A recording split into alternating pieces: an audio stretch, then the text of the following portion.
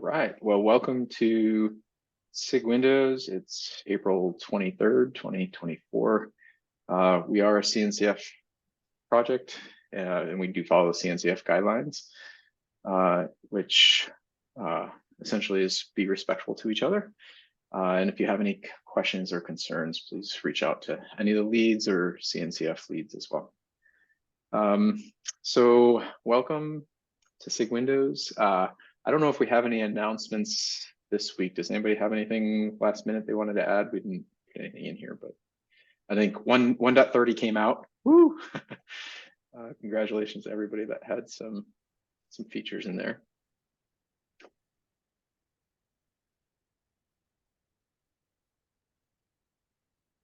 Otherwise, we'll go ahead and I'll give some time for new contributors to say hello. I know we have one or two folks who are also presenting today, but if you want to quickly introduce yourself, anybody that's new. Yeah, so my name is Dieter Krotz, so I'm working for Siemens Healthineers, and yeah, I'm happy to be here and show you our first open source project in the direction of Kubernetes. Yeah, and I think also a colleague from me is here, Abhitosh. Yeah, I am Abhitosh. So I also work with Peter on A2S, and we also within Siemens, I think we use quite heavily the Windows containers and also the Kubernetes parts a bit of, Windows parts of Kubernetes. So quite interested in and happy to join this session. Well, welcome and great to hear from some of our users. I'm really excited for the demo. Is there anybody else that wants to say hello before we move on to that?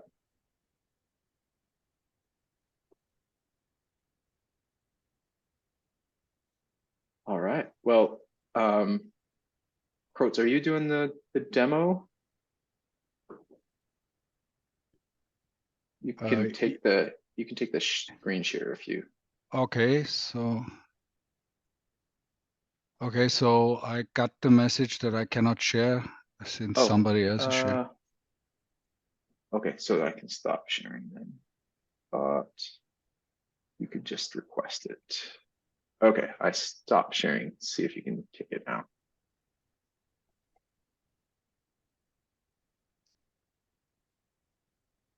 Okay, so I don't know if you see my screen. We do.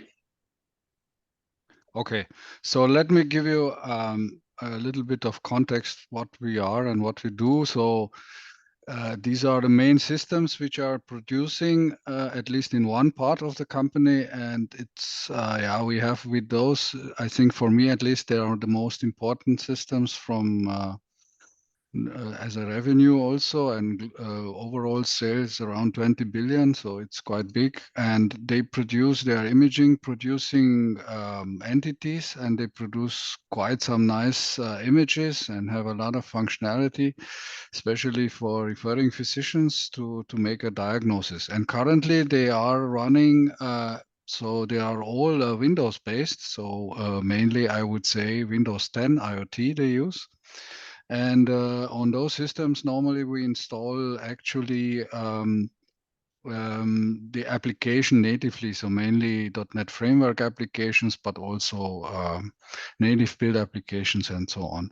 And I'm trying to get in our company to say, okay, let's move to Kubernetes on these systems. And there's a quite big journey for us to go there because we have many applications, a lot of source code, and yeah, it's a little bit challenging. But so that's why we looked actually on the market, what's available there from distributions a few years ago, but we didn't find one which can really reuse the host as a node, yeah, and also provide a little virtual machine or yeah, to set up a two-node cluster so that we say on that machine we can run our Windows and Linux pods, and also use all the features what are available in Kubernetes. And also one of the most important features is also how we deal with this migration from the native processes running here, running as Windows pods. So the feature that you did is host containers running as host processes under certain user running in the default compartment from a networking point of view. That's also very good for us because we can just, without porting the processes, we can just move them to a Windows pod. Yeah? And I've listed here the features what we did. So I think most important is also this offline support, because most of our systems, almost 50%, they don't have any internet connection. So that means you need to update those systems to update the container images on those systems and so on through USB sticks, for example. Yeah, so this is also a use case that you import on the system the new applications, and you can update everything. Yeah, and also an easy path for migration. That's also very important for us. So a solution where you have additional Windows virtual machine would not have been possible for us because of many reasons. One is also the cost, because then the vendors have to pay another license, and also it would be much more complex. And the resource consumption is very critical for us because many systems have low memory. Okay, so now I'm just showing how we did this CLI command structuring. So we have install uninstall as an API, then we have start stop. So these commands are starting and stopping the cluster, which means everything is shut down. The virtual machine is shut down, as well as there's some services which we have on the host, and also status prints out some information. Then we have add-ons. So here we want to add more and more of these add-on workloads to this K2S. Then also image command, which mainly is used by our developers, which are building containers for Windows as well as for Linux. And they are working with the system. Also some system related tasks, version and help. So this is actually a very simple structure. We want to keep this structure and always add new features. So what are actually the new features which are going on? So that's also my last slide. Then I will show you some commands on the command line that you get a better impression about this project. Yeah.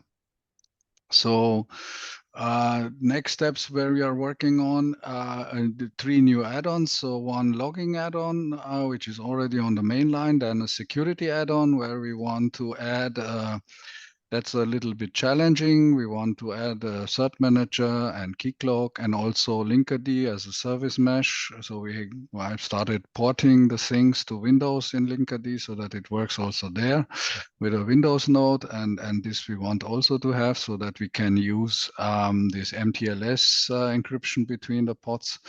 Then also auto-scaling add-ons. So these 3 add-ons we are working now, and also as a new option that we say we have a new node command where we can also extend the cluster with additional external nodes or additional virtual machines. So we have that request for some of the vendors which would like at customer side to place a new hardware there, a new machine, which they want to extend the cluster with a new node. Yeah. So this is from an overview point of view. I hope you got some impression what it's all about. So here I have actually on my machine, I have, I hope you see my command line. I have. Could you make it just a little bit bigger, I think? Okay, or like to zoom in. Okay, I can try to make the Control plus usually zooms in on the terminal there. Okay, let's try. Yeah, okay. It's okay like this? Yeah, thank you. Okay. Yeah, so here I just typed in the K2S and the commands, which you also saw on the slides. So what we also have as a command to see what's going on. This is specific to us to see what's going on in the cluster. So I did an install before. So first time, so we distinguish between different packages. So normally we are only allowed on GitHub to publish the offline package, which only includes a part of the solution. All the other things which are downloaded, we are not allowed from a legal point of view, but you can, there is a system command to create such an offline package which includes everything. And this is an offline package for us, which I mentioned before. You can copy it to one machine, extract it in a folder, do an install without any internet connectivity, and build a cluster, and also the workloads, start the workload. So this is the status command. It shows the two nodes. So one is my machine. So this is the host which I have. So computer name is this one here. This is my computer name, and the other one is a virtual machine. I used now Hyper-V, so we also did for WSL. Then you don't see here a virtual machine, so I have here a virtual machine running as Hyper-V for Linux. We use Ubuntu, and the host is Windows 10. We still are on Windows 10. All the people in Siemens, we will move probably, hopefully this year to Windows 11, but this is the current state. So we show here some memory, CPU, disk, and also the relevant kube system pods. And also we have certain shortcuts. So K we have for kubectl, and we build some shortcuts. So KGP is to show all the pods, and also KGN to show all the nodes, again with kubectl. And I think everything what works with Kubernetes CLI is available. Yeah, and another command is this add-ons command, which I said it's actually we had built some infrastructure because many people initially they said, "Oh, cool! I can now use Kubernetes on my Windows host, and it's very easy to use. But I need an ingress controller, I need a dashboard, I need other things to do some prototyping." And we started to build this add-on solution, which should be very simple to enable an add-on and disable one, and then yeah, you get some certain workload. So we have here, I have enabled now the ingress controller, nginx, the version. We have two of them, also traffic. Then the metric server. We have a sharing of data between hosts, Windows and Linux, where you can also have, we have a storage class for that. And this I enabled. So I just show you shortly the dashboard, which then can be used. So now it is here showing from all namespaces the pods, and yeah, you know this official Kubernetes dashboard. So other interesting add-ons are the GPU nodes. So this is also very important for us to share the GPU which we have on the host with the Linux containers in order to do some AI stuff or so. So we have people doing building Linux containers with different AI functionality and also algorithms and so on. They need the GPU on Linux side also. Then also the KubeVirt workload. This is what we intend to use for running legacy applications. Then we have logging and monitoring. Also a registry which can be used to run in the cluster for some use cases, and this additional ingress controller. And also for API gateway, we have this nginx.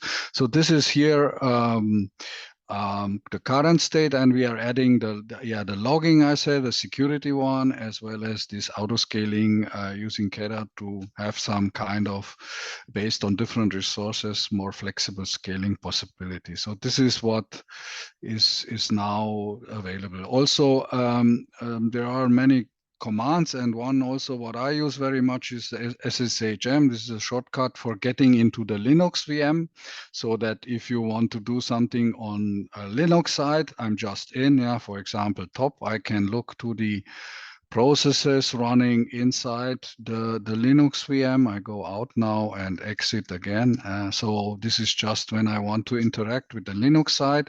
As I said, with this SMB add-on, I can share data between the different OSs. And also here, if I do a system command, this contains also some. So here is this package command to build offline packages, which creates a 4 or 5 gigabyte package where everything is in, it's self-contained, just need to be extracted and so on. So where it has all the components, all the containers, what we need and everything else. And also for the add-ons, we have also this possibility to export add-ons and then import them again. So for this offline use case.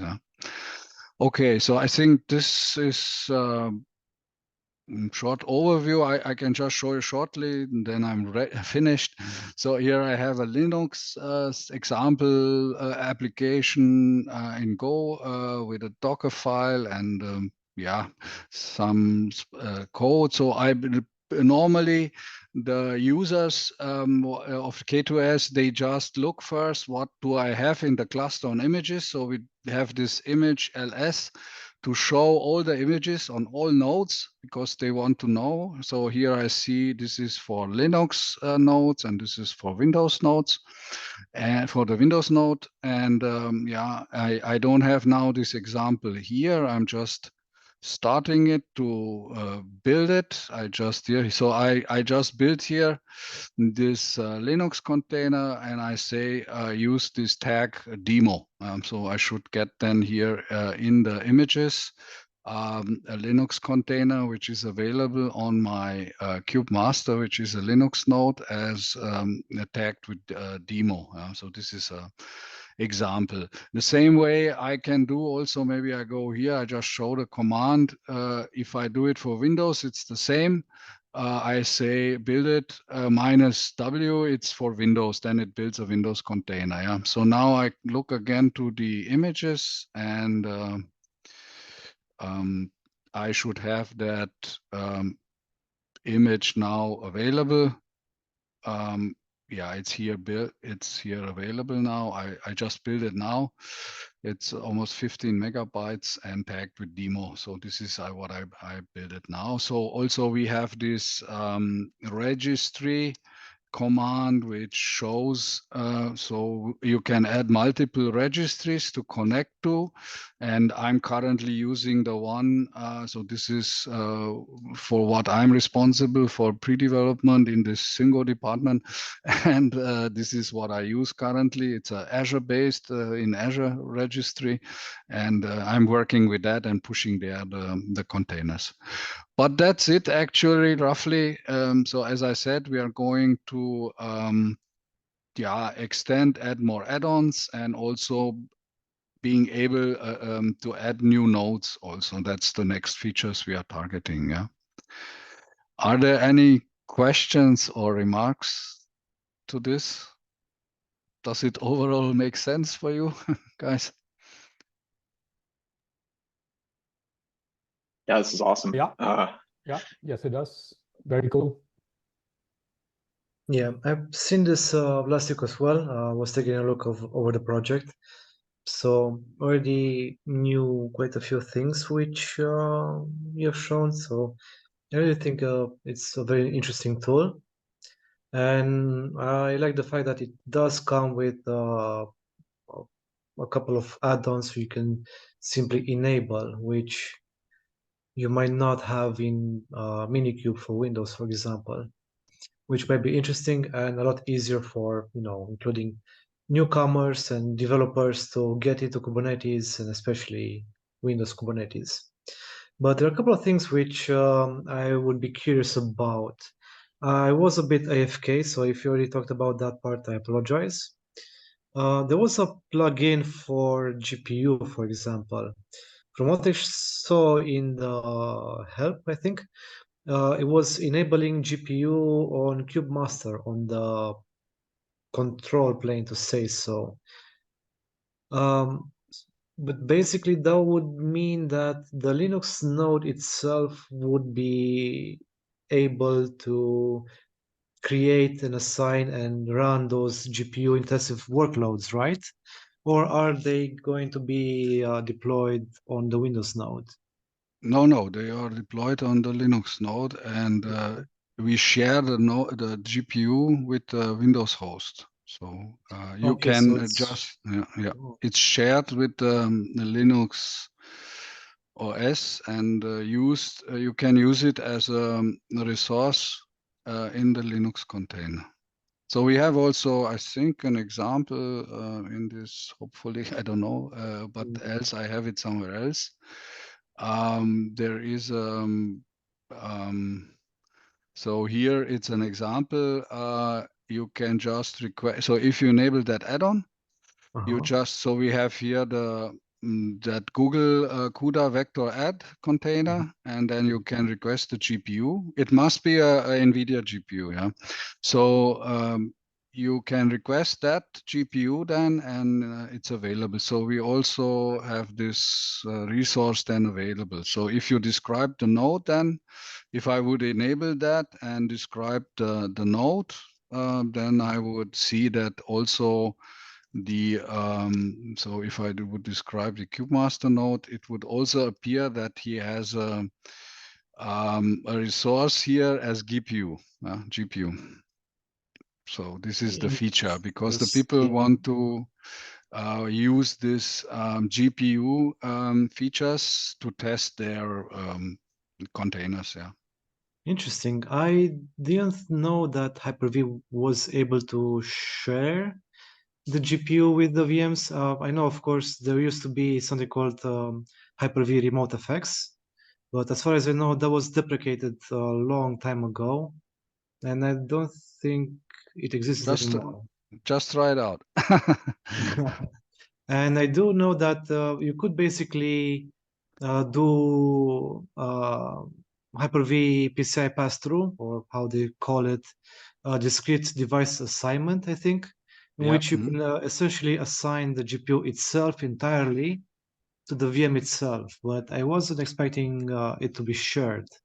Yeah, with it's the shared. VM. So this direct assignment, you lose the GPU on the host. So Exactly, here it's about sharing.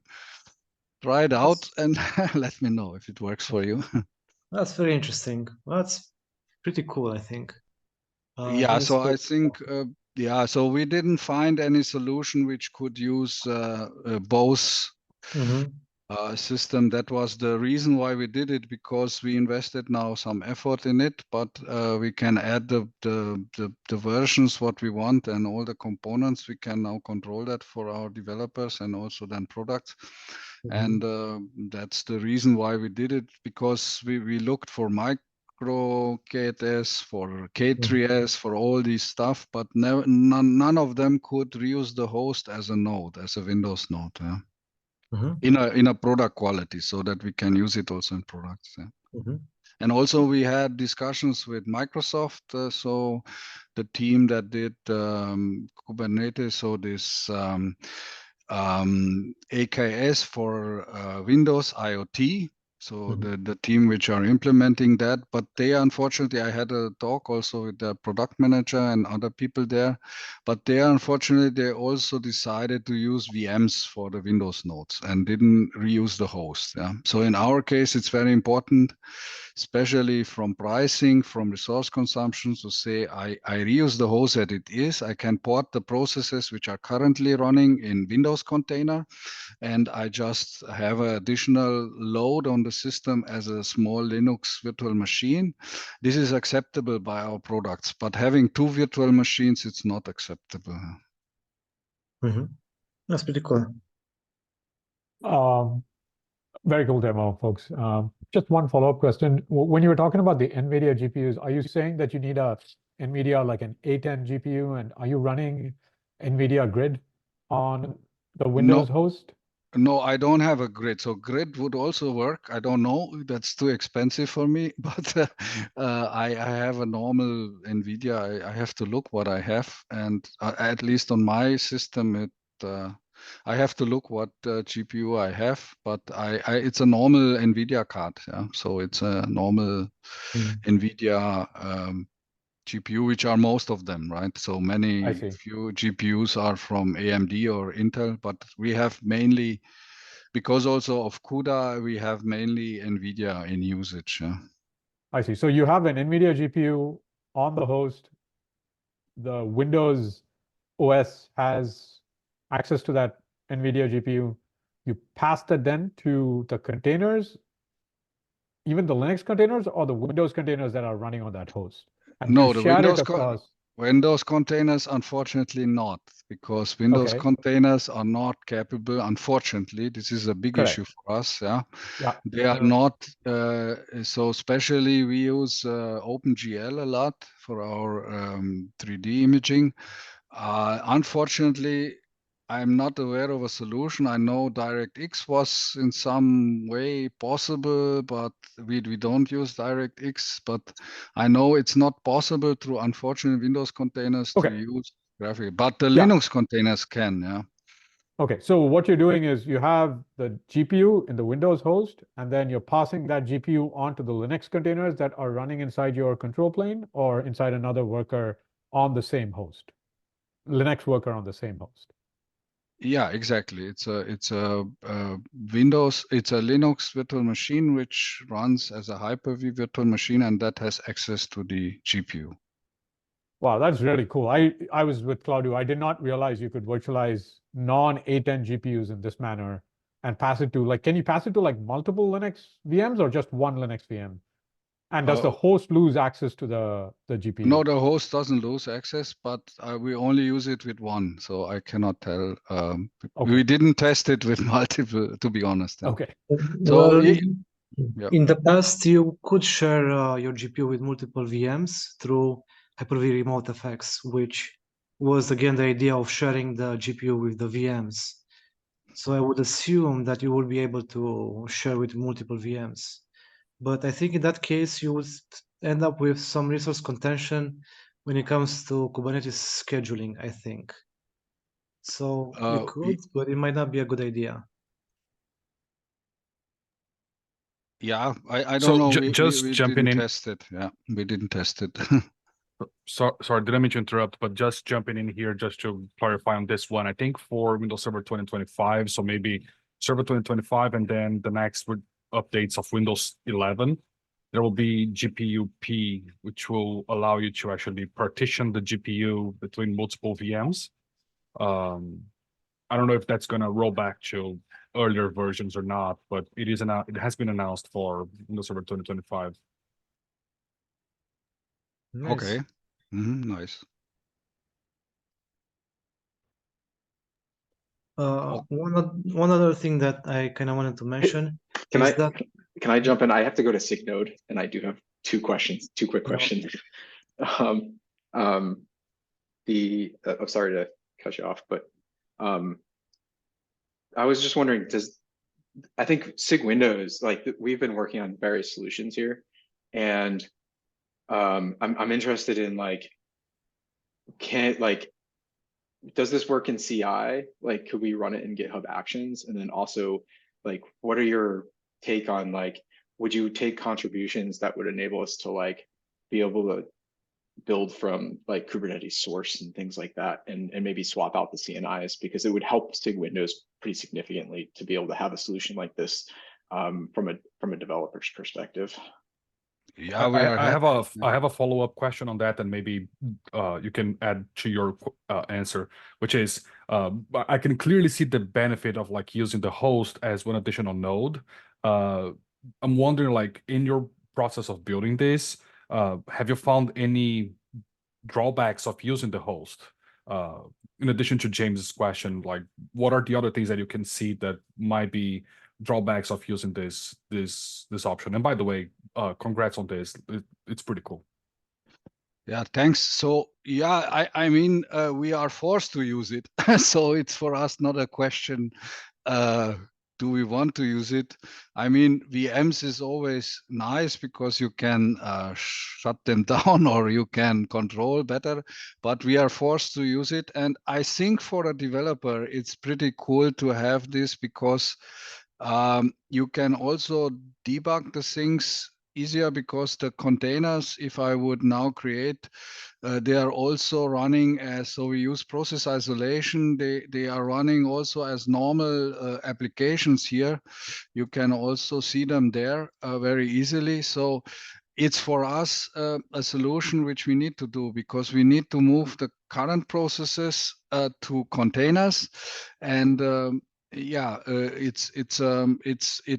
and we have to save resources. So main memory, main CPU. So every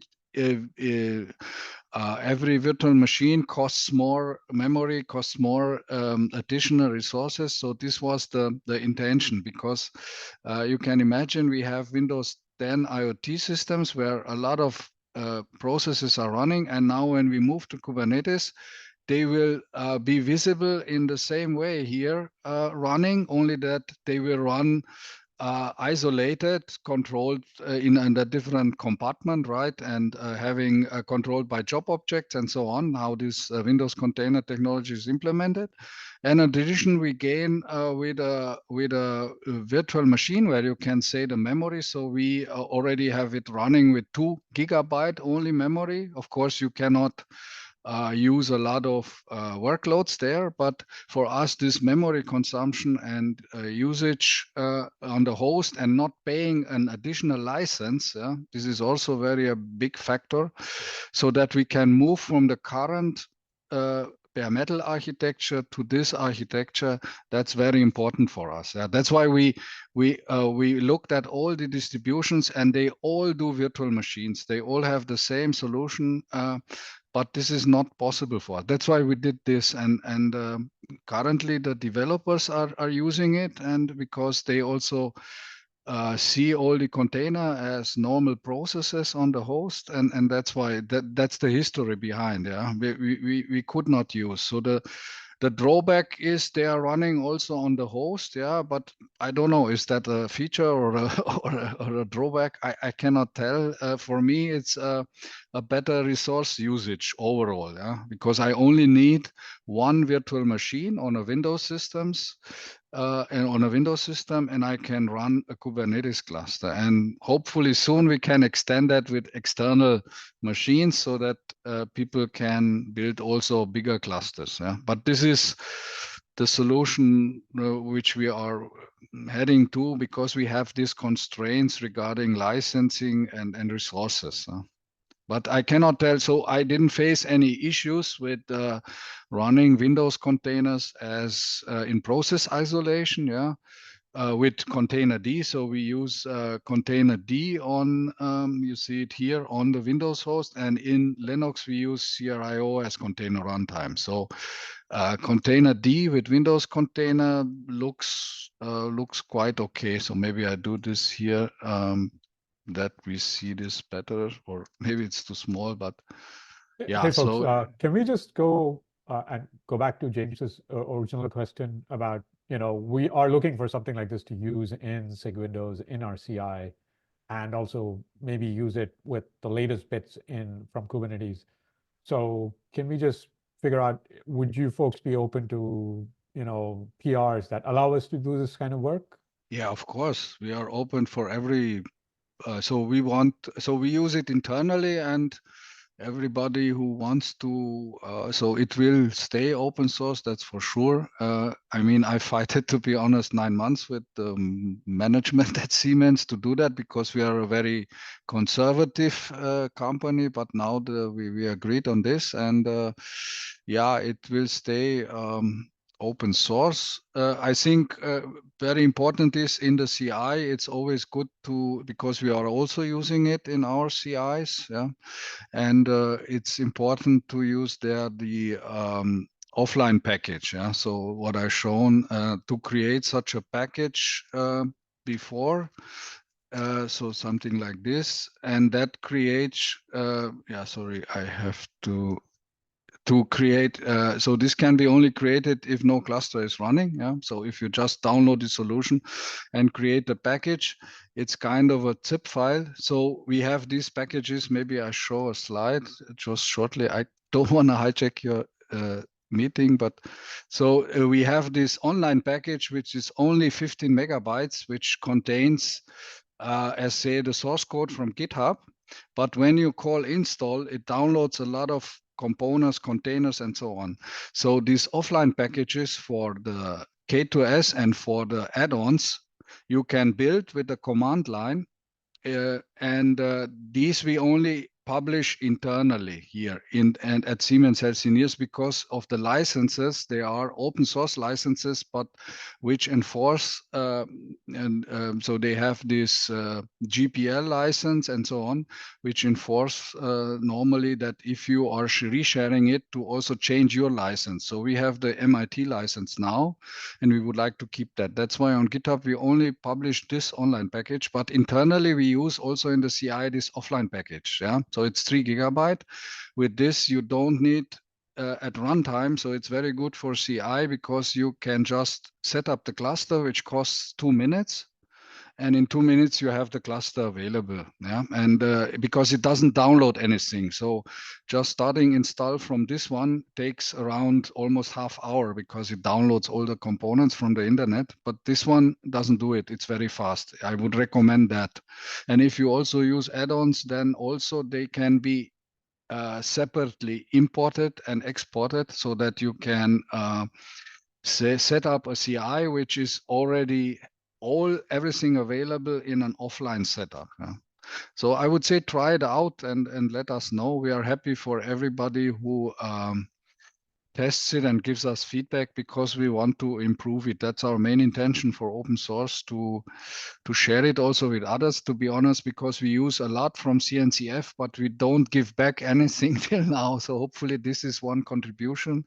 And I also was asked by the CNCF guys if we want to make it CNCF, if we want to go the next step to give it to the CNCF, and this is also a talk which I will take internally to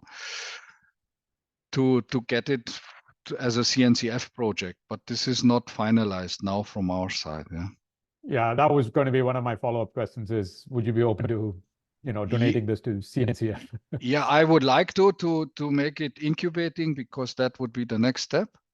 But I'm not the one in the company. There are other people who are also have a word in this. So I have to talk with them all, with all the lawyers and legal guys and on so. So hopefully I will get an answer soon, and I would like to do it, but it's up to them actually, because they are responsible for such issues. And but we would like to say make this as a incubating project at the CNCF, because we also use it now very much, and then hopefully we have also more people who want to use it and try it out, because every bug what we get from outside is also helping us in getting better quality. Yeah. All right, thank you so much for the demo. I think the next steps is for all of us to try it and provide feedback, and I think we can figure out what's the best way forward for us to use it in our CI. But we're running out of time. Well, we're basically 10 minutes over. There are a couple of more agenda items. I've moved it to the next week's meeting. I think James has already moved on to SIG, and I think the next one is his agenda item. So I suggest we speak about this next week. And if there's nothing else on this current topic, we can bring this meeting to a close. And again, thank you for the K2S demo. We can keep discussing this on the Kubernetes SIG Windows Slack. Okay, thank you very much. Bye. Okay. Bye, Thank you folks. so much. See you all on Slack. Okay. See you.